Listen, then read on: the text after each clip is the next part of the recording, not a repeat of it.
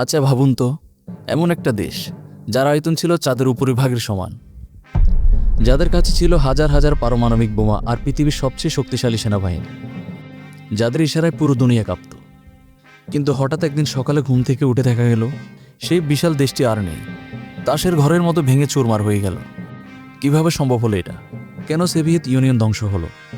আর আমাদের বাংলাদেশের স্বাধীনতার পেছনেই বা তাদের কী ভূমিকা ছিল?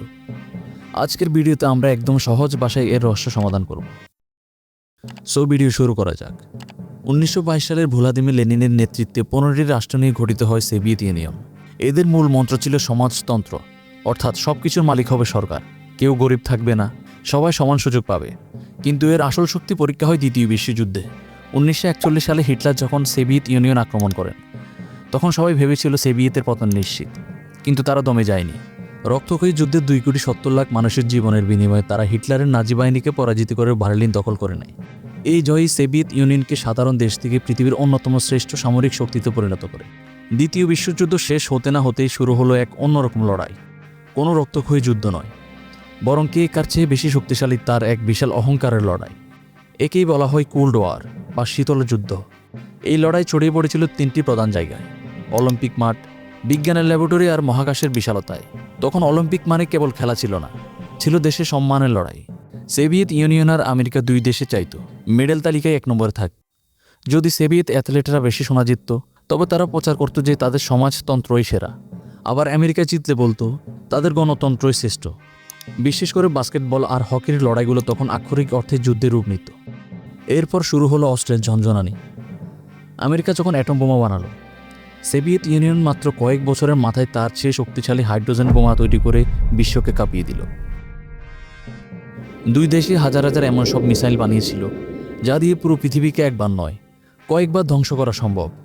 এই পাল্টাপাল্টি অস্ত্র বানানোর প্রতিযোগিতায় একসময় সোভিয়েতের অর্থনীতির জন্য কাল হয়ে দাঁড়ায়। সবচেয়ে রোমাঞ্চকর লড়াইটি ছিল মহাকাশে। সোভিয়েতের প্রথম ধাক্কা। 1957 সালে সোভিয়েত ইউনিয়ন পৃথিবীর প্রথম কৃত্রিম উপগ্রহ স্পুটনিক মহাকাশে পাঠিয়ে আমেরিকাকে বড় একটা ধাক্কা দেয়। মানুষ পাঠানোর লড়াই।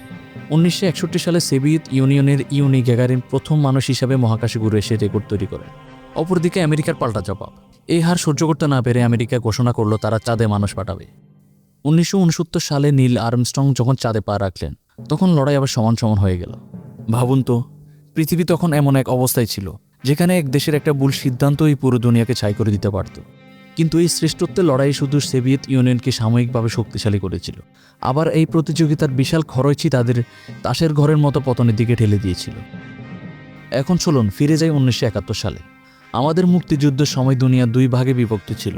আমেরিকা আর চীন তখন পাকিস্তানের পক্ষ নিয়েছিল, কিন্তু সেই কঠিন সময়ে আমাদের পরম বন্ধুর মতো পাশে দাঁড়িয়েছিলেন সোভিয়েত ইউনিয়ন। পাকিস্তান যখন দেখছে তারা যুদ্ধে হারছে, তারা জাতিসংঘে বারবার প্রস্তাব দিচ্ছিল যাতে যুদ্ধ বন্ধ করা হয়। যুদ্ধ বন্ধ হলে বাংলাদেশ স্বাধীন হতে পারে। তখন সোভিয়েত ইউনিয়ন বারবার ভেটো, এক ধরনের বিশেষ ক্ষমতা দিয়ে সেই প্রস্তাব বাতিল করে দেয়। আমেরিকা যখন পাকিস্তানকে বাঁচাতে বঙ্গোপসাগরে তাদের 7ম নৌবহর পাঠালো, তখন সোভিয়েত ইউনিয়ন পাল্টা তাদের পরমাণু সাবমেরিন পাঠিয়ে দেয়। ফলে আমেরিকা ভয় পেয়ে পিছু হটে। সহজ কথায়, সোভিয়েত ইউনিয়নের সমর্থন ছাড়া 16ই ডিসেম্বর বিজয় এত দ্রুত আসতো না। এখন মনে প্রশ্ন আসতে পারে, এত পাওয়ারফুল দেশ কেন ধ্বংস হলো? এর পেছনে 3টি প্রধান কারণ ছিল। পেটে খিদে, হাতে বন্দুক। সোভিয়েত ইউনিয়ন তার সব টাকা খরচ করত অস্ত্র বানাতে আর মহাকাশ গবেষণায়, কিন্তু সাধারণ মানুষের জন্য দোকানে পর্যাপ্ত খাবার ছিল না। মানুষ লাইনে দাঁড়িয়ে থেকেও রুটি পেত না। পেটে খিদে থাকলে মানুষ আর দেশপ্রেম দেখাতে চায় না। আফগানিস্তান ভুল। তারা আফগানিস্তানে যুদ্ধ করতে গিয়ে প্রচুর সৈন্য আর টাকা হারায়। এই যুদ্ধ তাদের অর্থনীতির কোমর ভেঙে দেয়। নতুন নেতার ভুল সিদ্ধান্ত। 1990-এর দিকে নেতা মিখাইল গর্বাসেভ এসে ভাবলেন তিনি দেশকে পাল্টে দেবেন। তিনি মানুষকে কথা বলার স্বাধীনতা দিলেন, কিন্তু মানুষ স্বাধীনতা পেয়ে সরকারের বিরুদ্ধে আন্দোলন শুরু করল। একে একে 15টি দেশ আলাদা হওয়ার ঘোষণা দিল। 1991 সালে 25শে ডিসেম্বর, বড় দিনের রাত। সারা পৃথিবী যখন উৎসবে মেতেছে, তখন ক্রেমলিন প্রাসাদ থেকে শেষবারের মতো নামিয়ে ফেলা হয় সোভিয়েত ইউনিয়নের লাল পতাকা। তার বদলে তোলা হয় রাশিয়ার সাদা নীল পতাকা। কোনো যুদ্ধ ছাড়াই, কোনো বোমা বিস্ফোরণ ছাড়াই পৃথিবীর মানচিত্র থেকে হারিয়ে গেল এক পরাশক্তি। সোভিয়েত ইউনিয়নের পতন আমাদের শেখায়, শুধু অস্ত্র আর সৈন্য দিয়ে একটি দেশ টিকে থাকতে পারে না, যদি না সাধারণ মানুষের জীবনমান উন্নত হয়। তবে ইতিহাস যাই হোক, বাংলাদেশের মানুষ সোভিয়েত ইউনিয়নের সেই অবদানের কথা চিরকাল মনে রাখবে। ভিডিওটি কেমন লাগলো কমেন্টে জানান। আর এই ধরনের অজানা ইতিহাস জানতে আমাদের চ্যানেল সাবস্ক্রাইব করে রাখুন। দেখা হবে পরের ভিডিওতে।